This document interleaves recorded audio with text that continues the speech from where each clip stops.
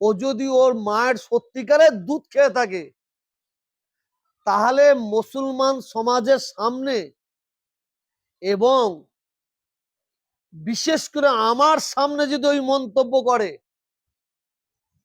দাঁত দিয়ে ওর সাঁকি ছেড়ে ফেলবো। ইচ্ছাকৃতভাবে মুসলিমদের ইমোশনে আঘাত করছে হিন্দু মহারাজ, কি বলবেন আপনি? দেখেন, যে মহারাজ হুজুর পাক সাল্লাল্লাহু আলাইহি সাল্লামকে নিয়ে বাজে ভাষায় মন্তব্য করেছে, ওই মহারাজ যদি খুল্লা আম পাবলিকের সামনে, বিশেষ করে আমার সামনে যদি ওই মন্তব্য করত, খুদার কসম খেয়ে বলছি, দাঁত দিয়ে ওর হাঁকি ছিঁড়ে ফেলতাম। হযরত মুহাম্মদ সাল্লাল্লাহু আলাইহি ওয়াসাল্লাম তিনি হচ্ছেন মুসলমানদের নেতা, শুধু নয়, মানব জাতির নেতা, মানব জাতির দূত। তিনি কোনোদিনই অশান্তিকে পছন্দ করেন না। যে মহারাজ ওর জন্মের ঠিক আছে কি আমার সন্দেহ হচ্ছে, ও জন্মের কোনো জায়গায় ভুল আছে, ওই মহারাজ যদি সত্যিকার ওর বাপ ওকে জন্ম দিয়ে থাকে, ও যদি ওর মায়ের সত্যিকারের দুধ খেয়ে থাকে, তাহলে মুসলমান সমাজের সামনে এবং বিশেষ করে আমার সামনে যদি ওই মন্তব্য করে, দাঁত দিয়ে ওর সাঁকি ছেড়ে ফেলবো।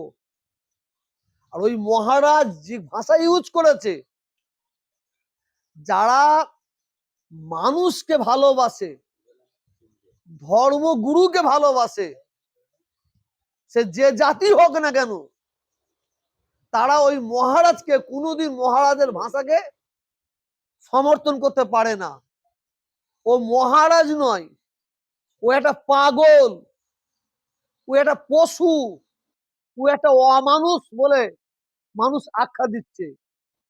ওই মহারাজ এই মন্তব্য করার জন্য মুসলিম কম যত প্রতিবাদ করছে, তার চেয়ে বেশি অমুসলিমরা তার চেয়ে বেশি প্রতিবাদ করছে বলে আমি মনে করি।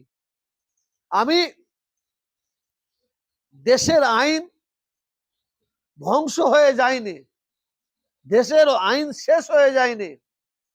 আমি মহামান্য আদালতকে বলবো এবং এই সরকারকে বলবো, একে যত তাড়াতাড়ি একে অ্যারেস্ট করে ফাঁসির তক্তায় যেন ঝুলানো হয়। বলছি, তারারা চেষ্টা করছেন যে মুসলমানকে উগ্র করার, এই বিষয়ে আপনি কি বলবেন? অবশ্যই, অবশ্যই ওরা একের পর এই ধরনের মন্তব্য করে মুসলমানদের উত্তেজিত করে পথে নামাবার চেষ্টা করছে।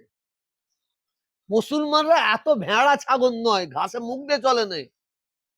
প্রত্যেকটা মুসলমান ভাইকে বলবো, আপনারা প্রতিবাদ করবেন, প্রতিবাদ করুন, কিন্তু আইনকে হাতে নেবেন না, আইনকে হাতে নেবেন না।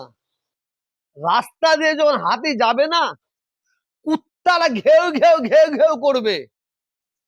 এই ধরনের কিছু কুত্তা মার্কা, কিছু পশু মার্কা মানুষ আছে, তারা ঘেউ ঘেউ ঘেউ ঘেউ করে তারা আমাদের উত্তেজিত করে আমাদের একটা জায়গায় জড়াবার চেষ্টা করবে। এ পথে পা দেবেন না। হযরত মুহাম্মদ সাল্লাল্লাহু আলাইহি ওয়াসাল্লামের সম্পর্কে এই কথা বলে তানার মানে একটা পশম হিলাতে পারবে না। কারণ হযরত মুহাম্মদ সাল্লাল্লাহু আলাইহি ওয়াসাল্লামকে ইজ্জত দিয়েছেন আল্লাহ, তানাকে সম্মান দিয়েছেন আল্লাহ। তবে হ্যাঁ, তানার সম্পর্কে এই মন্তব্যটা যাদের গায়ে মানুষের চামড়া আছে তারা কোনোদিনই সমর্থন করবে না।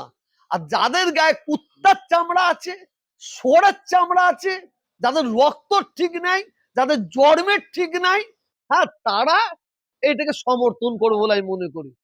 কেন? কোরআন পাকের মধ্যে আছে লাকুম দিন ওকুম ওলিয়া দিন, তুমি তোমার ধর্ম করো, ওকে ওর ধর্ম পালন করতে দাও। ওই আমরা তো মুসলমানরা তো কোনো ও মানে হিন্দু ধর্মের ধর্মগুরুদের সমালোচনা করি না। এটা তো আমাদের রক্ত নাই, এটা তো আমাদের ব্লাড নাই, এটা আমাদের তো চরিত্র নাই, আমরা তো করি না। তাদের ধর্মের মানুষ তারা কি করছে তারা দেখে নেবে। তারা এই ধরনের মন্তব্য করছে এই কারণেই আমাদের মুসলমানদের উত্তেজিত করে পথে নেবিয়ে একটা দাঙ্গা লাগাবার চক্রান্ত করছে।